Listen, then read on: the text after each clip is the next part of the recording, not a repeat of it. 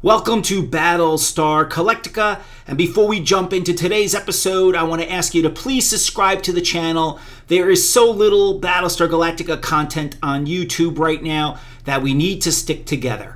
I just returned home from this past year's San Diego Comic-Con, and I do plan on doing an episode where I talk about some classic Battlestar Galactica news. But while I was there, I ran into a friend who works for one of the biggest distributors of toys, comic books, and statues in America. And we got to talking about Eaglemoss and their classic Battlestar Galactica license.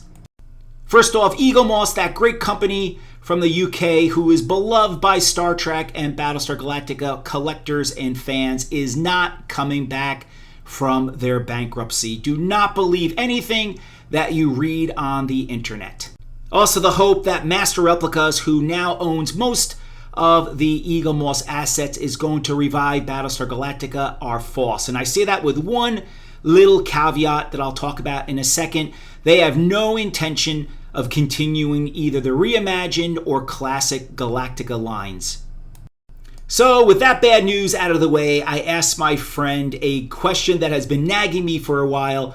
Which classic or reimagined Battlestar Galactica piece sold the best in America? I was convinced it was the Colonial Viper from the original series or the reimagined Battlestar Galactica, but I was wrong on both counts.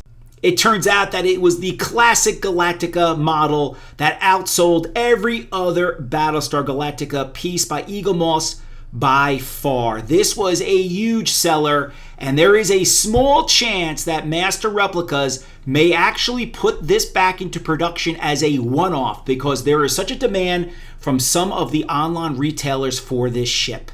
So if you happen to notice later this year that the Galactica mysteriously appears as in stock from your favorite online retailer, you know exactly what happened. Now, a very important collector note. The version that Eaglemoss sold of the Battlestar Galactica while they were in business included a magazine that had specs and some articles on the ship. The model that Master Replicas has been selling does not have that magazine. So if that's something that's very important to you, make sure you ask whoever you're buying it from, does it or does it not have the magazine? Please let me know in the comments below which Eaglemoss Battlestar Galactica item you thought was the biggest seller, because again, I was totally wrong thinking it was the Colonial Viper. Please subscribe to the channel, give this episode a thumbs up, please share it with your fellow Galactica fan. I will see you in the next episode. Have a great Galactica day, everyone.